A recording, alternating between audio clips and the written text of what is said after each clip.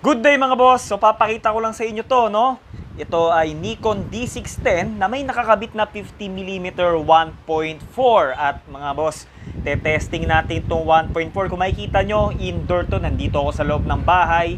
Yan. Ang maganda rito, dahil 1.4 nga siya, yung ISO niya mga boss, yan, para makita nyo, babawasan natin yan. Gawin lang nating mga 400 siguro, no? Tapos shutter speed, yan, iset natin ng 100.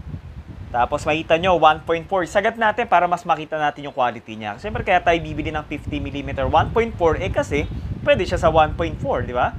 Yan. So meron ditong baso mga boss, pipicturean natin para makita nyo kung gaano ka-solid tong lens na to. Oh, may takip pa pala. Yan. So pipitik tayo. Tignan nyo mga boss, grabe. Sinisilip ko pa lang sa viewfinder. Sobrang solid na mga boss. Tignan nyo naman. Grabe, di ba? Sobrang solid niya. Nakikita nyo ba? Teka, pindutin ko yung screen ng cellphone para mas makita nyo. Oops, nawala. Pero yan, zoom natin. Yan, grabe, di ba? Tignan nyo yung pagkakaboke. Combination ng full frame, mga boss. Combination ng 1.4 full frame. Tapos syempre, yung aperture blades nito, quality ng glass. Sobrang solid ng lens na to, mga boss. At hindi siya ganun kamahal.